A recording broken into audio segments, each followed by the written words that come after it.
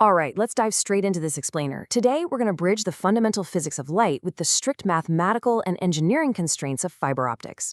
If you've ever thought about how the internet backbone actually functions on a physical level, or how something as precise as a surgical laser gets guided into the human body, well, it all comes down to the phenomenal mechanics of these tiny strands of glass. We're going to break down the theoretical physics and the practical engineering that makes the whole shebang possible. For our postgraduate viewers, here's our roadmap for this intense session. We'll kick things off with the core physics of light guidance, explore the structural design of different fibers, map out the geometric boundaries of light, and then we'll jump into some heavy mathematical derivations for numerical aperture. Finally, we'll wrap up with system-level advantages and real-world applications. Let's get right to it. Starting with the physics of fiber optics, let's look at the absolute fundamental phenomenon making this entire technology a reality. The bedrock principle of fiber optic communication is total internal reflection, or TIR. See, when light is guided through the fiber core, it doesn't just shoot in a perfect straight line, it bounces. It undergoes repeated total internal reflections exactly at the boundary where the core meets the cladding. But, and this is crucial, this only happens under very strict conditions. The light has to be moving from a denser medium to a rarer medium, which is exactly why the core is designed with a higher refractive index than the cladding, and the angle of incidence has to be greater than the critical angle. When you hit those conditions, boom, the light is trapped, propagating endlessly down the core without leaking out. Now, to actually make TIR happen in the real world, the physical architecture of the fiber has to be meticulously engineered. We basically have three main components.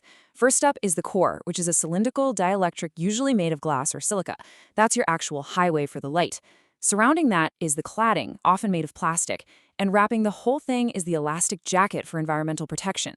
While the light propagates strictly through that inner core, the surrounding cladding is absolutely non-negotiable. Without it, you'd experience massive signal loss from scattering.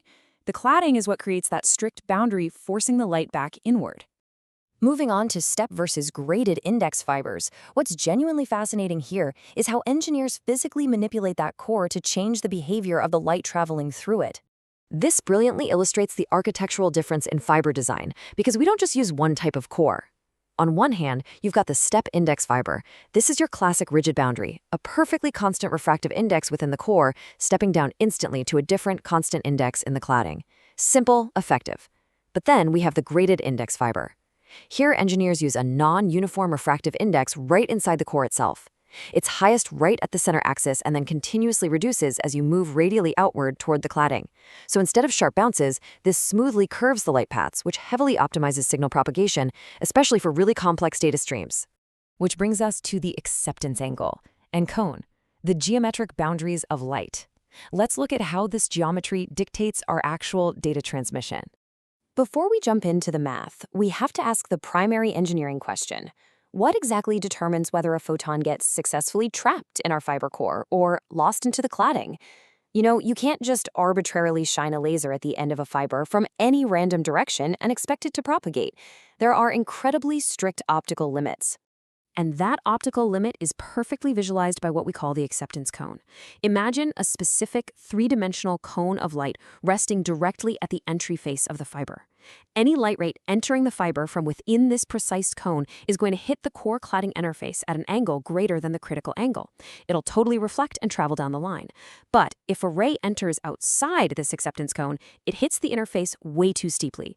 Total internal reflection fails, the light gets absorbed by the cladding, and your signal literally dies right there. The semi-angle of this cone is called the acceptance angle, and it is entirely dependent on the specific materials you choose for your core and cladding. All right, let's get into deriving the numerical aperture. This is where we do the mathematical heavy lifting, because the crucial point here is how we mathematically prove and calculate that exact light-gathering capacity we just talked about.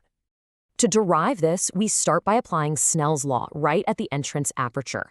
We consider the outside medium, usually air, which gives us a refractive index of roughly 1, and the core itself.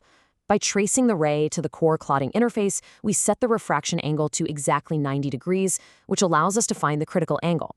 When we solve these equations together, we isolate the sign of our maximum acceptance angle.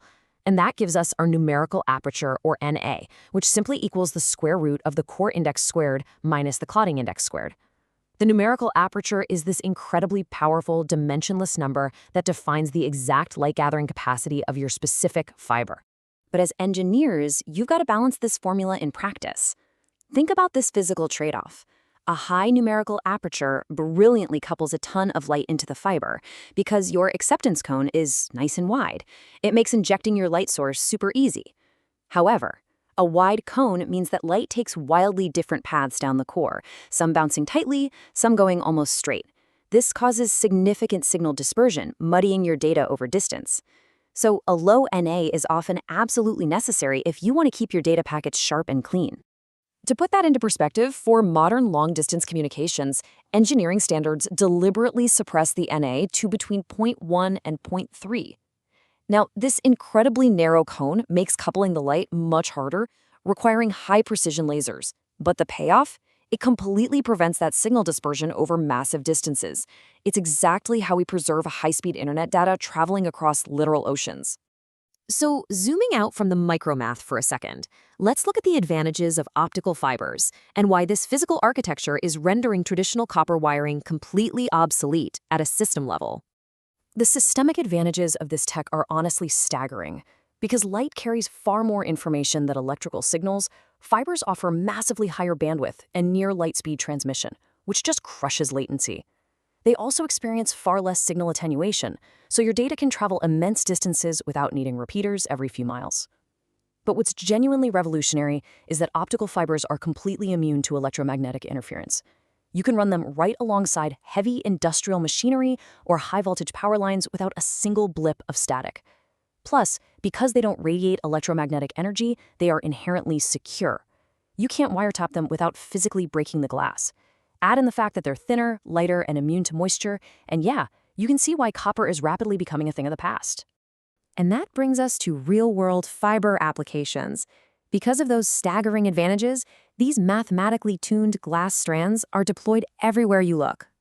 Telecom companies and massive data centers rely on them for low-latency server networks. They are the literal backbone of the global internet, but their utility goes way beyond just the web. In medicine, fibers illuminate and transmit high-def images from inside the human body for endoscopy, and they safely deliver surgical lasers with pinpoint precision. In the military and aerospace sectors, the fact that fiber is extremely lightweight and totally unhackable makes it the absolute go-to wiring for unmanned aerial vehicles. In heavy industry, they're even used as sensitive monitors for structural health and pressure. Basically, fiber optics are the invisible, critical infrastructure holding the modern world together. I'm going to leave you with this active challenge straight from the source text to test what we just covered.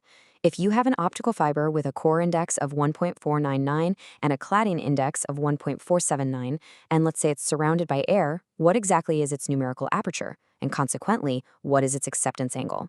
Grab a calculator, apply that square root of n1 squared minus n2 squared formula we derived, and see the engineering limits for yourself.